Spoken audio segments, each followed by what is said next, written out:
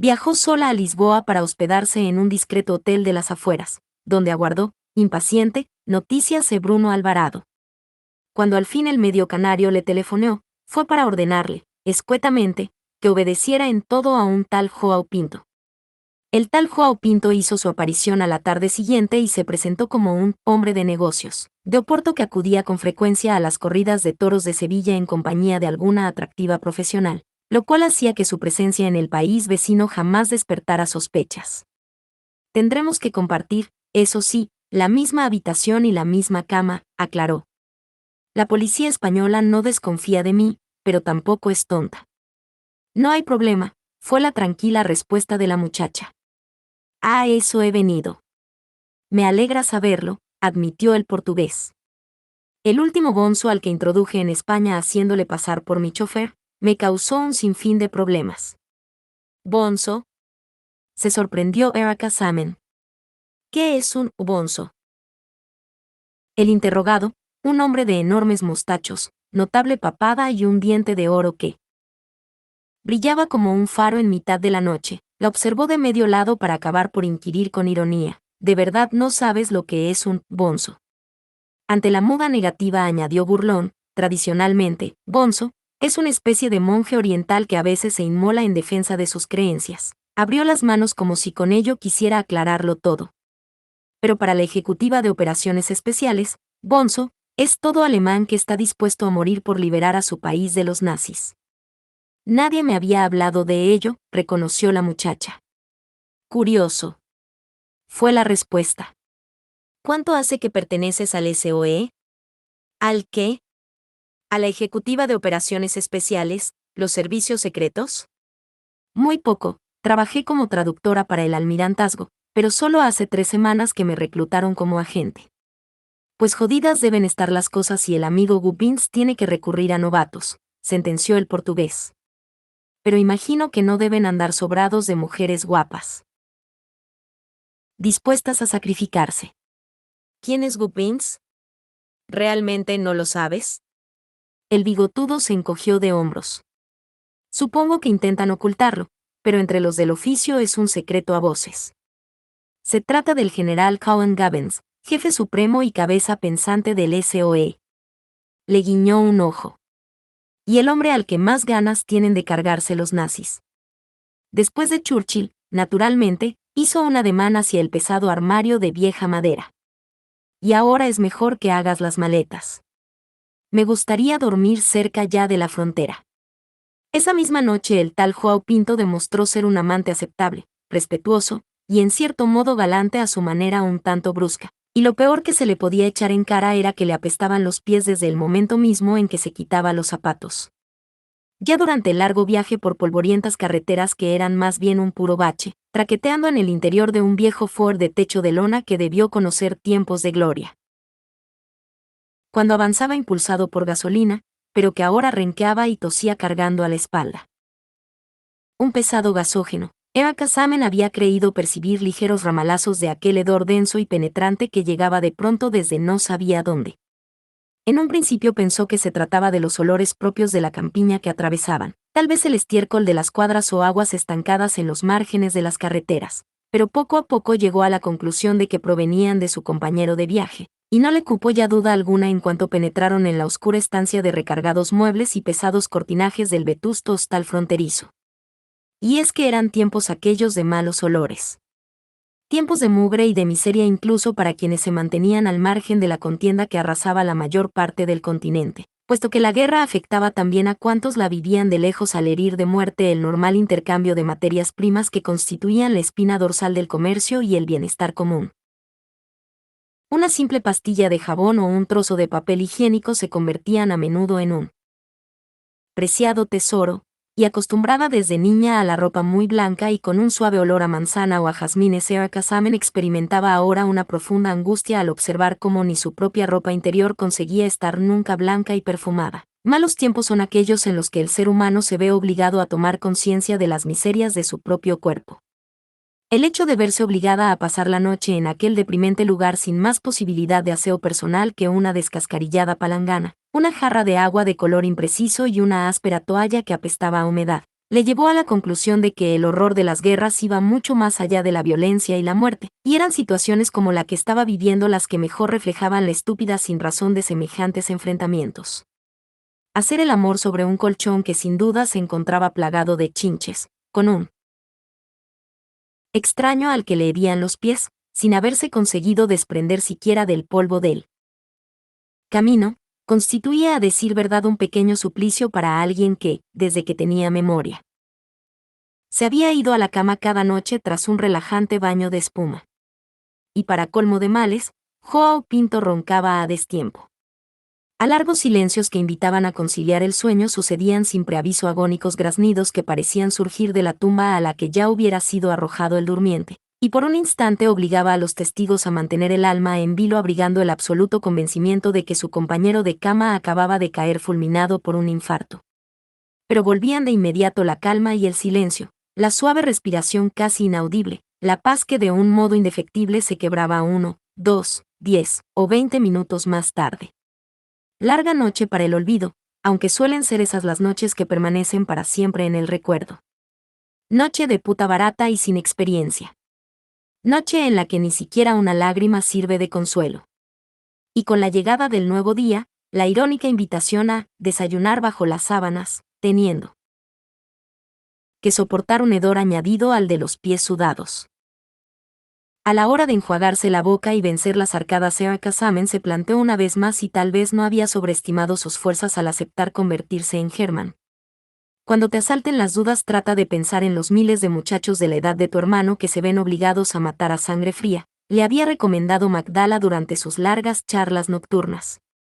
Permitir que un cerdo te obligue a mamársela o te ponga a cuatro patas y mirando a la Meca, es siempre mucho mejor que degollar a un chico al que jamás has visto, hundir un barco cargado de gente inocente, o bombardear una ciudad dormida. ¿Y cómo es posible que hayamos llegado a esto? Magdala no tenía, evidentemente, respuesta a esa pregunta, pero el capitán Acab sí la tenía. A mi modo de ver, la culpa la tiene el Tratado de Versalles. Si las compensaciones económicas que se le impusieron a Alemania al final de la Gran Guerra no hubieran sido tan increíblemente escandalosas, no se hubieran dado las condiciones idóneas para que, años más tarde, se creara el caldo de cultivo en el que pudo crecer y proliferar el nazismo. Existe un momento justo para machacar al enemigo, pero existe otro en el que conviene darle un respiro si no queremos que en su desesperación se revuelva con más bríos que antes. Nuestros padres no lo comprendieron así, y ahora nos toca pagar las consecuencias.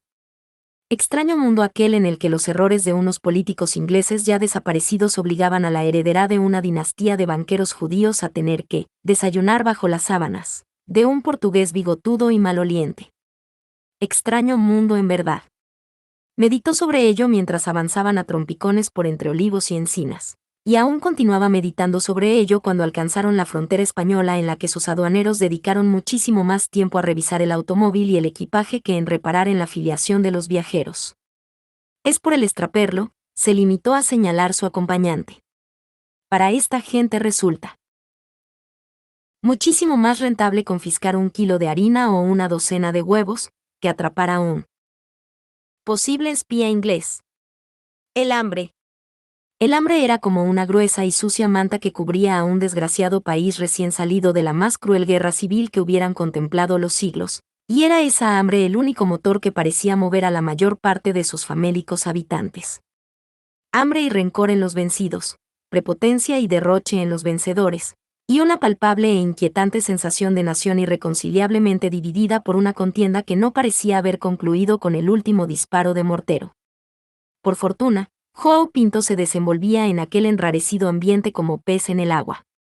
Sabía adoptar la actitud adecuada y pronunciar la palabra justa en cada caso, y pese a que en privado jamás fumaba, tenía siempre a punto un paquete de cigarrillos que se apresuraba a compartir con cuantos le rodeaban.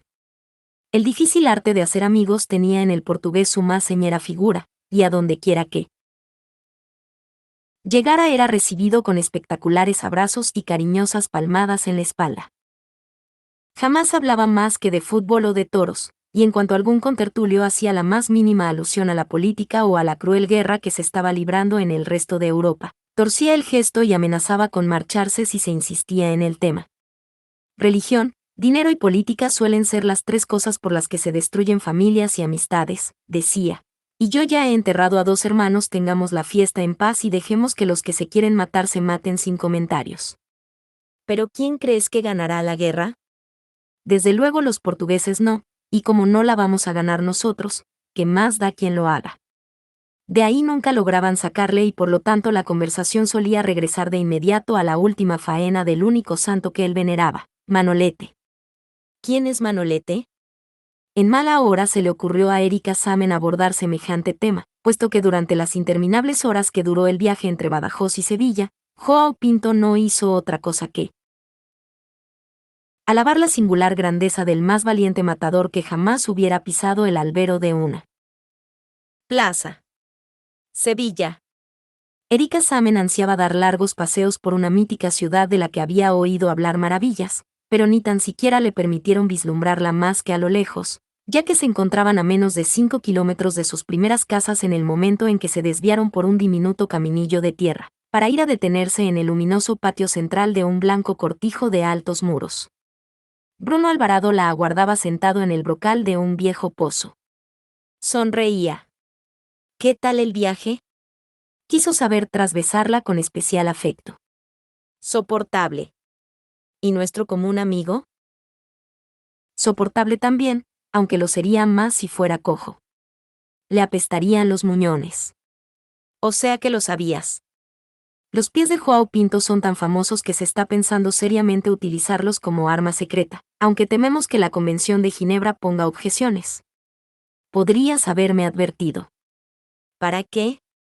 ¿Para perderte antes de tiempo? Ahora podemos estar tranquilos. Si has conseguido sobrevivir a un viaje de 2 días con Joao Pinto, el resto es pan comido.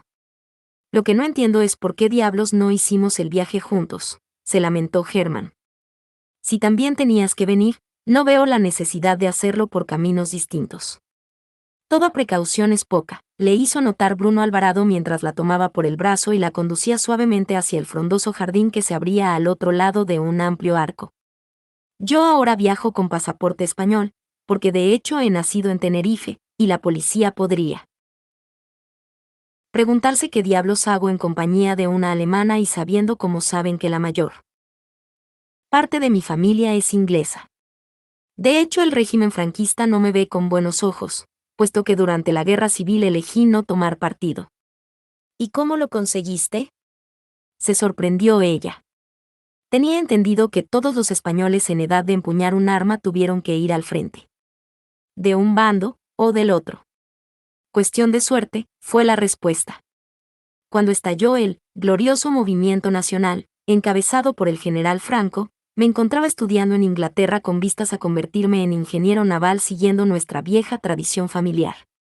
Mi bisabuelo era ingeniero naval, y mi abuelo se instaló a principios de siglo en Tenerife con intención de montar unos modernos astilleros que sustituyeran a los viejos carpinteros de Ribera, que únicamente construían los pequeños barcos de madera que por aquel entonces se utilizaban en las islas. Habían llegado los tiempos del vapor y los cascos de hierro, y en ese campo los ingleses estaban considerados los mejores especialistas del mundo. Se encogió de hombros como si lo que fuera a decir a continuación se le antojara lo más natural del mundo. Lógicamente a los pocos meses mi abuelo ya se había enamorado de una chicharrera con la que se casó al año siguiente. ¿Y qué es una chicharrera? A los nacidos en Tenerife nos suelen llamar chicharreros, porque nos encantan los chicharros, que son una especie de sardinas. Entiendo. Continúa, tuvieron 4 hijas, una de ellas, mi madre, que desde los 14 años comenzó a coquetear con el canario más canario que haya nacido nunca, un Alvarado de la Orotava. Pero parece ser que mi abuelo, hombre astuto y severo, puso una única condición para acceder a semejante relación. El novio debía estudiar ingeniería naval con el fin de que el día de mañana pudiera hacerse cargo de sus astilleros. El capitán Acab pareció sonreír para sí mismo.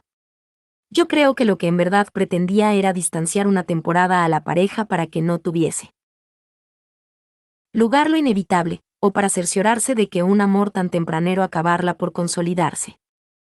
Y supongo que así fue. En efecto, mi padre era un canario cabezota que adoraba a mi madre.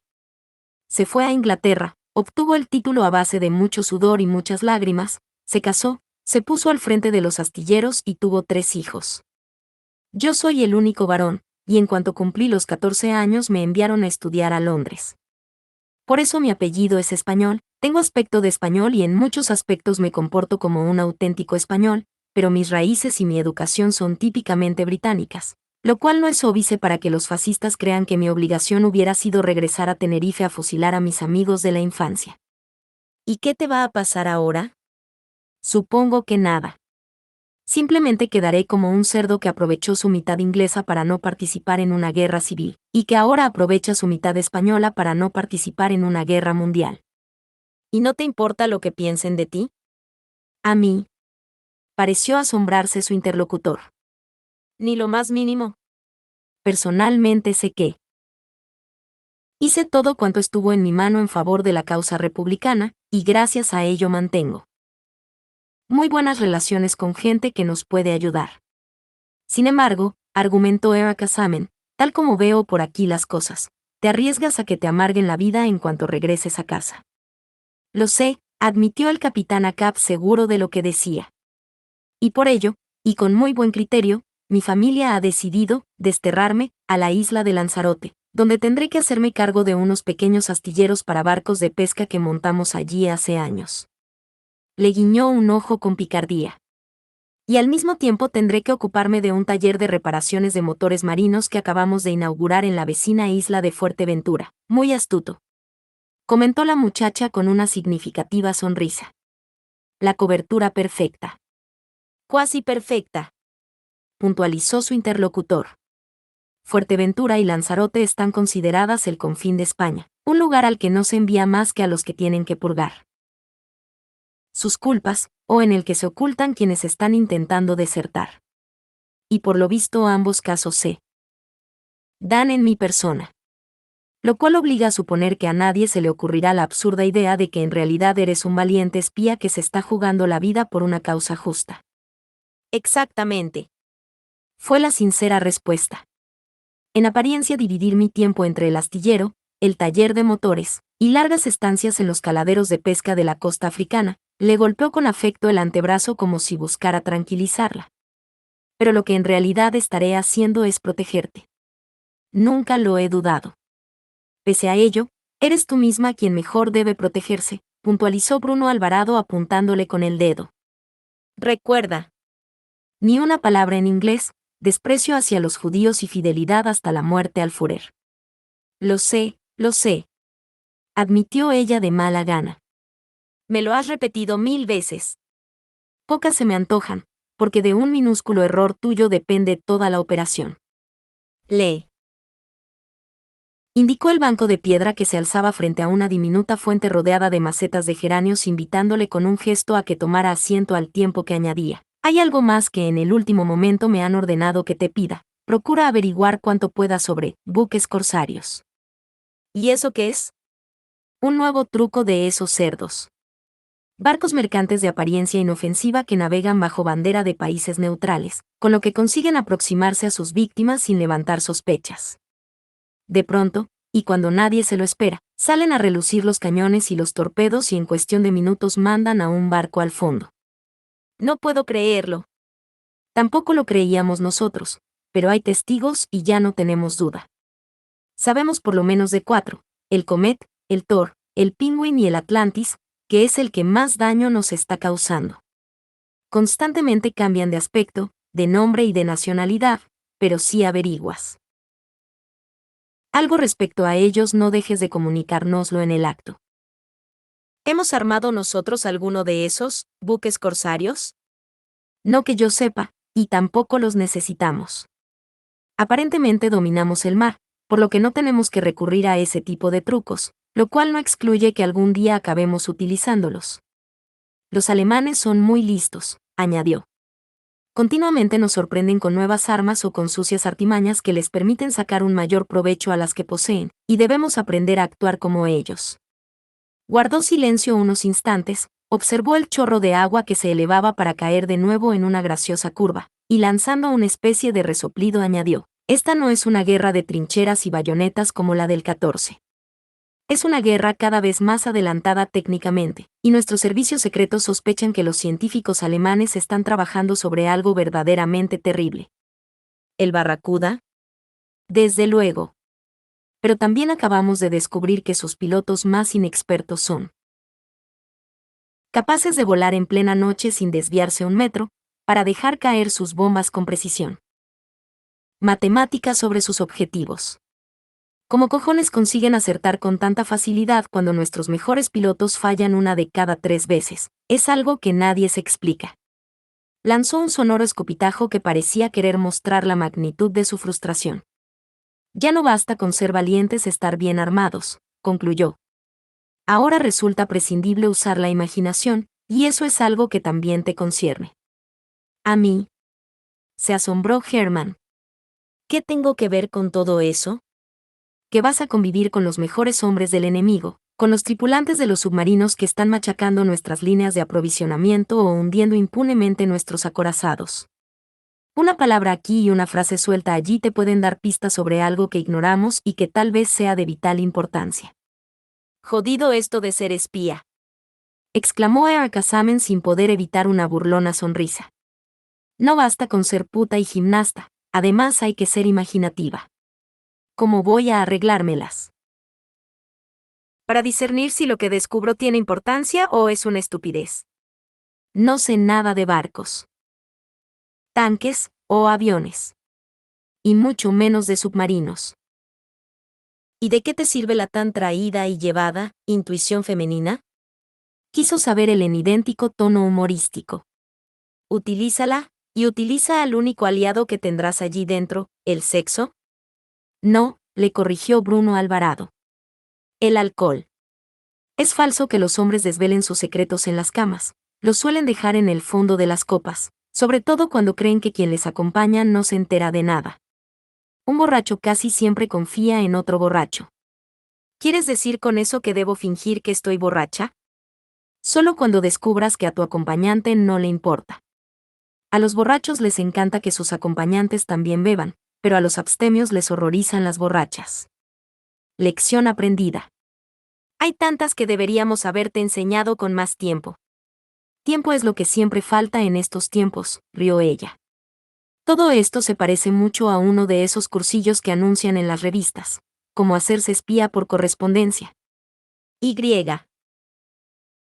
En mi caso, con la primera lección tendrían que haberme regalado una caja de preservativos. Bruno Alvarado la observó con una cierta tristeza. ¿Cómo lo llevas? Quiso saber. Intento superarlo, fue la honrada respuesta. Pero la verdad es que no resulta fácil. A menudo la voluntad no basta. No bastaba, en efecto, pero cada día que pasaba las cosas se iban complicando en los frentes de batalla, y por aquellos días los periódicos españoles, tan descaradamente partidistas, continuaban destacando con enormes titulares la gran victoria que había significado para las fuerzas alemanas la rápida y brillante invasión de Noruega.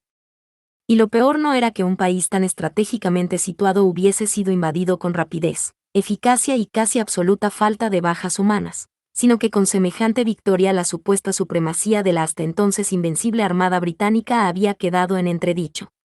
El hecho de que la poderosísima Gran Flota hubiera permitido que los buques enemigos desembarcaran por sorpresa sus tropas en 5 puertos noruegos, incluidos Oslo y el estratégico Narvik, constituía sobre todo duro revés moral. Si los aviones de Hitler podían reducir a las ciudades inglesas con matemática precisión, y barcos apoderarse de Noruega y regresar a sus bases sin daños dignos de ser tenidos en cuenta, el cariz de los acontecimientos venideros no hacía presagiar nada bueno. João Pinto no acertaba a contener su ira, blandía los periódicos como si en verdad fueran aquellos simples pedazos de papel los que tuvieran la culpa de todas las desgracias acaecidas. Mentiras y más mentiras. Rugía cada mañana a la hora del desayuno. Esta maldita prensa fascista no sabe más que contar mentiras. Me juego la cabeza a que en realidad les dimos una buena tunda allá en Noruega. Conserva tu cabeza donde está, que falta nos hace, le reconvino el capitán Akkad. Por más que la prensa y la BBC intenten enmascarar lo ocurrido, la realidad no puede ser más pesimista. Esos hijos de puta se están comiendo Europa, y como no seamos capaces de pararles los pies, se comerán el mundo. Antes de un año habremos acabado con ellos, solía responder el portugués deseando creerse sus propias palabras. Starbuck, el guardaespaldas personal de Bruno Alvarado, un escocés altísimo, escuálido y mal encarado, que tenía más aspecto de navajero de taberna que de agente de la ejecutiva de operaciones especiales, y que apenas solía intervenir en las discusiones del grupo, pronunció una de aquellas mañanas la frase más larga que probablemente había hilvanado nunca. Pasaremos 2 años recibiendo patadas en los cojones, otro tomando aliento, y 2 más machacándoles los sesos. Hazte a la idea. 5 años. Se horrorizó el de los pies sudorosos. ¿Es que te has vuelto loco?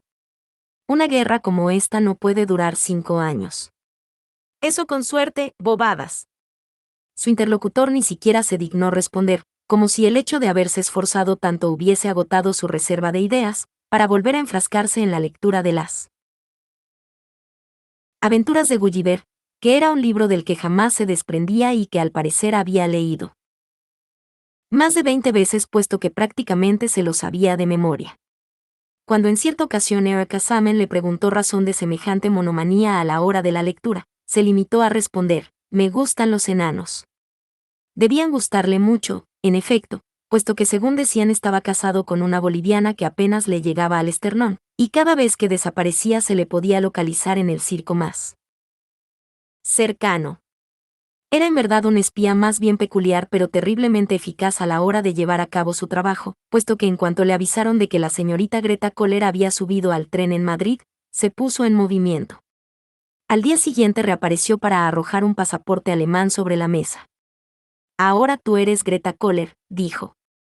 Hermann abrió el documento, observó la pequeña fotografía de aquella infeliz que había pasado a mejor vida sin saber exactamente por qué, y pareció que había llegado al temido punto sin retomo, que tanto le inquietaba. La compleja operación Moby Dick se había cobrado ya su primera víctima. Renunciar ahora significaba tanto como cargar sobre su conciencia una muerte que en ese caso carecería de sentido. Millones de inocentes están muriendo con mucha menos culpa, le hizo notar Bruno Alvarado cuando la descubrió sentada en silencio frente al aún abierto pasaporte. Al fin y al cabo era una colaboradora de los nazis, ya que había aceptado viajar a Fuerteventura. Tal vez la obligaron. Tal vez. Pero pasado mañana pensaba embarcar en Cádiz y seguir hacia su destino. Si estuviera obligada podría haber optado por quedarse en Madrid o refugiarse en cualquier país de Sudamérica. Eso no me sirve de consuelo, le hizo notar ella. Lo único que sé es que en esta fotografía aparece sonriente y llena de vida. Alzó el rostro y miró a su acompañante como si en verdad creyera que estaba en disposición de proporcionarle todas las respuestas que estaba necesitando. ¿Por qué?, inquirió. ¿Por qué ha tenido que morir una muchacha de poco más de 20 años? ¿Y por qué están muriendo tantos millones de chicos a los que probablemente les esperaba un hermoso futuro? Pregúntaselo a tu buen amigo Adolf Hitler, señaló Akad. Él es el único que puede saberlo, pero de paso pregúntale también por qué ha deportado a tu familia y dónde se encuentra en estos momentos. Tomó asiento frente a ella y le aferró las manos como si con ello quisiera infundirle su fuerza. Nosotros no quisimos que esto ocurriera y bien sabe Dios que cedimos una y otra vez intentando evitar la sangría, pero nos han llevado a un punto en el que no nos queda más que emplear sus mismas armas o perecer. ¿Te imaginas un mundo gobernado por quienes te escupían en la calle? ¿Imaginas lo que significaría vivir eternamente bajo el terror que tratan de imponer allí por donde pasan? Erika Samen respondió las preguntas con otra pregunta. ¿Y realmente estás convencido de que lo que vamos a intentar servir de algo? No del todo, pero de lo que sí estoy convencido es de que por lo menos lucharemos hasta el final. ¿Luchar? ¿Qué otra cosa se podía hacer más que luchar? Esa misma noche Erika Samen, Hermann para sus amigos, pero que se hacía llamar ahora Greta Kohler, abordó un tren con destino a Cádiz donde embarcó en un viejo vapor que zarpó a media tarde del día siguiente rumbo a las Islas Canarias. Su profesor de gimnasia, conocido por el sobrenombre de Keke, iba también a bordo, pero siguiendo instrucciones muy estrictas del capitán Akab fingieron no conocerse. No obstante, a la mañana siguiente se dedicaron a hablar, mientras hacían gimnasia uno en la cubierta hablar mientras posterior y otro en proa.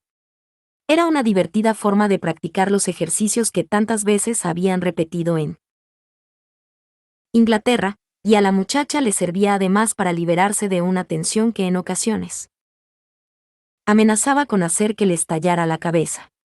Tenía miedo. Pese a que se esforzaba por mostrar entereza dando la impresión de que se encontraba a la altura de las circunstancias, le aterrorizaba la idea de convertirse en juguete de una pandilla de salvajes que en cuanto llegara a su destino se abalanzarían sobre ella como una jauría de perros sobre un pedazo de carne. Los submarinos alemanes suelen pasar de 2 a 3 meses en alta mar, una parte del tiempo buscando barcos que hundir, y otra buena parte huyendo de quienes pretenden hundirles a su vez, había señalado No Alvarado días atrás. Transcurrido ese tiempo las tripulaciones se encuentran en buena lógica al borde del agotamiento, por lo que necesitan pasar una temporada de descanso en tierra firme, tomando el sol y respirando aire puro. Se encogió de hombros con gesto fatalista. También necesitan verduras, carne fresca y otro tipo de expansiones, y es de esperar que tras vivir como sardinas en lata, a la hora de desembarcar lo hagan con el entusiasmo de fieras a las que se les ha abierto la jaula. Agitó la cabeza negativamente. No esperes ningún tipo de consideración, puesto que está claro que no se trata de apuestos y educados cadetes en un baile de gala de la academia. Temblaba tan solo de pensarlo. Le estremecía imaginar que se vería obligada a pasar durante meses por el infernal calvario que había padecido aquel horrendo fin de semana en Londres, y cuanto más pensaba en ello más inconcebible se le antojaba que pudieran existir mujeres que ejercieran, durante gran parte de su vida, tan espantoso oficio. ¿Cómo se despertarían cada mañana? ¿Cómo podrían cerrar los ojos y dormir junto a un hediondo borracho sabiendo que al amanecer le exigiría que desayunara bajo las sábanas? ¡Qué error! ¡Qué error, señor! ¡Qué error tan grande había cometido! En las noches, apoyada durante horas en la borda y contemplando unas oscuras olas desde las que tal vez les estuviera acechando uno de aquellos temidos submarinos, no podía por menos que plantearse que la solución más sensata sería la de arrojarse a unas frías aguas de color tinta china para poner fin a sus problemas venideros, pagando al propio tiempo con su vida por la muerte de una infeliz criatura que nada tenía que ver con todo aquello. Un instante de decisión bastaría para librarse de tanta hediondez, tanta piel repelente, tantas voces altisonantes y tanto asco. Pero no fue capaz de decidirse. En la mañana del tercer día, y mientras contemplaba el ondulante horizonte permitiendo que un tibio sol y una suave brisa le colorearan las mejillas, una elegantísima señora de poco más de 50 años tomó asiento a su lado al tiempo que le dedicaba una amable sonrisa. Perdone. Se excusó. Pero acabo de enterarme de que somos compatriotas.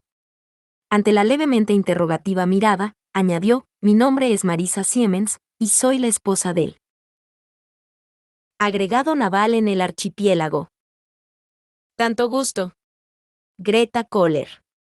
Me sorprende no haberla visto con anterioridad. Es que apenas he salido del camarote. Los primeros días suelo marearme. ¿Usted no? No podría decírselo, replicó Germán con un casi imperceptible encogimiento de hombros. Esta es mi primera travesía en barco y hasta el momento me siento muy bien. Pues no sabe la suerte que tiene, le hizo notar la recién llegada lanzando un profundo suspiro. Hay veces en que todo me da vueltas, el mundo se me viene encima, vomito hasta el alma, me siento morir, y juro por mis hijos que jamás volveré a embarcarme a ningún precio. Sonrió de nuevo. Siempre me pregunto por qué dichosa razón Tenerife tiene que ser una isla, con lo fantástico que sería todo si se pudiese llegar por carretera. ¿Conoce Tenerife? De inmediato pareció caer en la cuenta de su propia estupidez e hizo un gracioso ademán con la mano. Oh, no. Naturalmente que no. Si esta es su primera travesía en barco no puede haber estado nunca en una isla, la observó con curiosidad. A no ser que haya ido en avión. ¿Ha volado alguna vez? Nunca. Y ahí sí que creo que me marearía, no puede imaginarse hasta qué punto. Replicó de inmediato la parlanchina señora que al parecer deseaba resarcirse por los días que se había visto obligada a permanecer encerrada en su camarote devolviendo y lamentándose. Eso de los aviones es cosa de locos. Y tan ruidosos. Durante su última visita, el almirante nos envió su avión para que fuéramos a cenar con él a Gran Canaria. Dios mío, lo que fue aquello. Creo que no llegó a la media hora de vuelo, pero llegué tan mareada, que ni siquiera pude asistir a la cena. Y fue una pena porque el almirante es un hombre encantador. ¿Le conoce? ¿A quién? Se sorprendió Kasamen en verdad confusa. Al almirante, naturalmente. Le estoy hablando de él, querida. Sí, pero ¿de cuál? Creo que tenemos un montón de almirantes, pero que yo recuerde tan solo he oído hablar de Raeder y creo que de un tal Duenitz. Sonrió con cierta timidez, como disculpándose. Admito que la política no es mi fuerte. Podría creerse que de improviso Marisa Siemens caía en la cuenta de que se había comportado de un modo un tanto indiscreto, por lo que se apresuró a recoger velas, haciendo significativos gestos que pretendían dejar clara evidencia de que todo aquello carecía de importancia. Tiene usted razón. Lo que sobran son almirantes. Y dígame, querida, ¿piensa quedarse mucho tiempo en Tenerife? Me encantaría enseñarle la isla. Es realmente preciosa. Se lo agradezco, fue la sincera respuesta. Pero únicamente haré una escala de 4 o 5 horas. Continuó viaje hacia Fuerteventura. Fuerteventura. Exclamó la buena mujer estupefacta. Pero qué demonios se le ha perdido a una muchacha tan linda en un lugar como Fuerteventura. De pronto cerró la boca como si acabara de tragarse una mosca, observó a su interlocutora como si fuera la primera vez que la veía, se tomó unos instantes para reflexionar intentando no volver a meter la pata, y por último inquirió casi con un hilo de voz. ¿No irá a decirme que es usted una de esas enfermeras? ¿Qué envían a cuidar de nuestros muchachos? Germán asintió con una burlona sonrisa.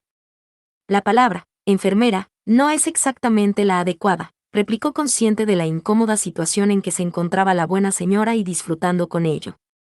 Pero lo cierto es que mi tarea se centra en conseguir que, nuestros muchachos, recuperen fuerzas y vuelvan a la lucha con más moral y más ánimos. Lo de más ánimos lo admito, reconoció la esposa del agregado naval. Lo de más moral es hasta cierto punto discutible, según como se entienda en este caso el término, moral. Alargó la mano como pidiendo calma. No me malinterprete. Suplicó. Mi hijo mayor es tercer oficial de un destructor, y si quiere que le diga la verdad me sentiría muy feliz si en el momento de llegar a puerto una muchacha tan bonita y encantadora como usted le ayudase a olvidar por un tiempo el horror de la guerra. Siempre es un consuelo saber que alguien lo aprueba. ¿Aprobarlo? Se sorprendió su interlocutora. Estoy convencida de que la mayor parte de las madres alemanas lo aprobarían. Al fin y al cabo no está haciendo más que lo que el deber le exige. El Führer nos indica a cada uno lo que debemos hacer, y nuestra obligación es obedecer sin rechistar porque él sabe cómo llevamos a la victoria. Le garantizo que mucho. Le garantizo que mucho más duro le resulta a una madre enviar a su hijo al que a usted acostarse con él, pero lo hacemos con corazón contento porque sabemos que estamos ofreciendo nuestra sangre por una causa justa. ¿Puede tener el corazón contento a unas sabiendas de que tal vez su hijo nunca vuelva? Marisa Siemens asintió con un leve ademán de cabeza. Encogido por el terror, no se lo niego, pero contento, puesto que aún recuerdo lo feliz que se sentía en el momento de zarpar a bordo de su barco. Estaba radiante y tan guapo que las muchachas suspiraban al verle pasar con su uniforme impecable. El problema de las guerras, como de las fiestas, estriba en que en sus principios todo se nos antoja limpio, bonito y esperanzador, pero a la mañana siguiente nos duele la cabeza y la casa se encuentra hecha un desastre. Esas palabras suenan a derrotista, querida, le hizo notar su acompañante. Tal vez, y si es así le ruego que me disculpe, pero me gustaría que intentara comprender mi estado de ánimo. La muchacha lanzó un hondo suspiro. Es como si me estuviera dirigiendo al frente de batalla, puesto que dentro de unos días me estaré enfrentando a pecho descubierto, y nunca mejor dicho, a toda una aguerrida tripulación de submarinos que sin duda hace meses que no le pone la mano encima a una mujer. La otra la observó largamente, dudó unos instantes y por último casi con cierta timidez señaló, pero es de suponer que usted ya debe tener una cierta experiencia en este tipo de lides. Aproximadamente la que podría tener un aficionado al tiro al plato en el momento de tener que contener por sí solo el ataque de un escuadrón de caballería. Esa misma noche Earl Casamen se las ingenió para encontrarse en un solitario rincón de cubierta con Kekek, al que puso al corriente de la larga y curiosa conversación que había mantenido con Marisa Siemens, recalcando el sorprendente hecho de que, además del agregado naval con que lógicamente contaba la embajada alemana en Madrid, existiese otro afincado en las islas y dedicado en exclusiva a los problemas náuticos del archipiélago. Ello constituía una muestra evidente de la importancia que se confería a las islas, dada su estratégica posición geográfica, y el hecho de que todo un almirante las hubiese visitado en más de una ocasión en plena guerra, venía a corroborar dicha impresión. Pero lo que no he conseguido averiguar es de qué almirante se trata, se disculpó Hermann. ¿Se referiría a Raeder, Karls o tal vez a Dönitz? No tengo ni idea, admitió su profesor de gimnasia. Pero tampoco es indispensable que se trate de ninguno relacionado directamente con operaciones navales. Nos han llegado rumores de que en cierta ocasión se creyó ver al almirante Canaris en Las Palmas, lo cual significaría que tales visitas tienen más que ver con los servicios secretos que con los propios barcos. Canaris. Se sorprendió su interlocutora. No resultaría demasiado arriesgado para ¿el jefe de contraespionaje alemán alejarse tanto de Berlín? No, si lo que busca es de importancia. Y recuerda que para los nazis todo lo que sea territorio español es, hoy por hoy, tan seguro como su propio suelo. Le golpeó con afecto la mano. Empiezas bien, añadió. Intenta confirmar que se trata de Canaris, puesto que imagino que el SOE estaría interesado en preparar un operativo con el fin de echarle el guante en el caso de que volviese por las islas. Joder. No pudo evitar exclamar en claro de entusiasmo. Cazar al viejo zorro. Eso sí sería un bombazo bajo la línea de flotación del Tercer Reich. De nuevo en cubierta, de nuevo contemplando el oscuro mar en el que en cualquier momento cabía la posibilidad de que surgiera la blanca estela de un torpedo que viniese a impactar justo bajo sus pies impulsándola a volar por los aires para precipitarse luego a lo más profundo del océano. Earl Casamen meditó largamente sobre aquella sorprendente noticia. Si un hombre como Canaris, que por lo que sabía llevaba ya más de 5 años al frente de la inteligencia militar alemana, se había desplazado en más de una ocasión al archipiélago, resultaba evidente que aquel grupo de islas del que tan escasas noticias había tenido siempre, poseían un tremendo valor estratégico o escondían algún secreto de suma importancia. Colocadas como un gigantesco portaaviones en mitad del Atlántico, dominando las rutas que se veían obligados a seguir los buques que llegaban del sur o del extremo oriente cargados de cuanto Inglaterra necesitaba para subsistir. Una plataforma semejante en manos amigas constituía sin duda para los alemanes un punto de referencia inigualable. Canarias, Madeira y las Azores se encontraban enclavadas en el llamado vacío aéreo del Atlántico, una inmensa extensión de agua a la que ni los aviones ingleses de mayor radio de acción podían acudir a patrullar, por lo que los submarinos y los buques corsarios alemanes podían actuar a sus anchas, torpedeando impunemente a los desasistidos convoys de abastecimiento. En buena lógica resultaba perfectamente viable que si los nazis habían conseguido botar un nuevo prototipo de submarino de muy especiales características, y tuvieran intención de probarlo con escasas posibilidades de ser localizado, hubiesen elegido aquella privilegiada zona del planeta, y fuera a la más perdida y desolada de sus islas donde el sofisticado Barracuda acudiera a repostar o hacer reparaciones bajo la cómplice protección de un país oficialmente neutral, aunque a todas luces comprometido con los intereses de Adolf Hitler. El Führer había ayudado abiertamente al general Franco a vencer en una injusta y sanguinaria lucha fratricida imponiendo una feroz tiranía en su país, y ahora el general le devolvía el favor a su manera. Demasiado ladino, o cobarde, como para embarcarse directamente en una contienda de cuyo final no debía estar absolutamente seguro, el dictador español había elegido el astuto procedimiento de nadar y guardar la ropa, a la espera de que el horizonte se despejara y tuviera una idea mucho más clara de a quién debería conceder a la larga sus favores. Resultaba a todas luces evidente que al general Franco lo único que le interesaba era perpetuarse en el poder, y bajo tal punto de mira lo mejor que podía hacer era jugar a 2 barajas a unas sabiendas de que todos sabían que estaba haciendo trampas. Por desgracia el tiempo acabaría por darle la razón. A los 30 años de la terrible derrota y el suicidio de su mentor, cómplice y amigo, él aún continuaría gobernando su país con idéntica mano de hierro.